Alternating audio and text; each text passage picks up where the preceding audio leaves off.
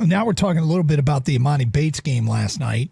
Outstanding high school prospect, considered the best. He won the Gatorade Player of the Year as a sophomore.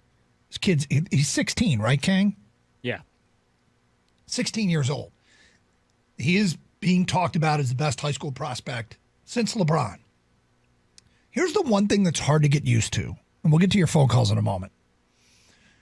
In the last, 20 years, we've seen names like this pop up. And obviously LeBron came with a ton of hype. And so did Zion Williamson, right? Last year or 2 years ago, I guess. One thing that's hard to get used to with Emoni is he doesn't look as physically dominant as those guys did at the high school level. He's incredibly skilled. And I'm not saying he's not worth the hype. I'm having problems getting used to it a little bit because I'm used to that guy just looking like a man amongst boys. And while he does, in terms of his skills, his body doesn't look NBA ready. Yeah, I mean, the main difference you can look right off the bat is LeBron James in high school, although he didn't have his NBA body yet, it looked a lot more NBA ready, his body, than Emoni Bates does. Yep. Emoni Bates is 16 years old. His body is not there yet, right?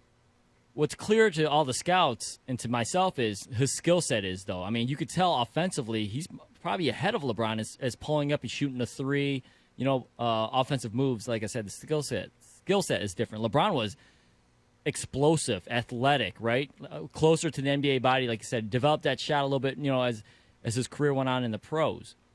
The thing about watching exhibition games is it's kind of like an all-star game. Is like defense is not really played, right? No. And I don't know how he can check other guys. The same thing with Chet Holmgren. I mean, he's 7'1", but he weighs like $160. It seems like.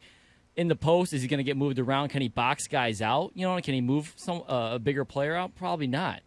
This wasn't like an offensive skills competition. It seemed like last night. And I'm not trying to take anything away from these players. They're the highest ranked players in the country. But like I said, those are things that would bother you if you're just tuning in for the first time. So, which brought me to this, which I had a question for Michigan State and Michigan fans. I don't want to sound stupid here because you probably want both players. Holmgren has Michigan on his top 7. He hasn't picked a school yet.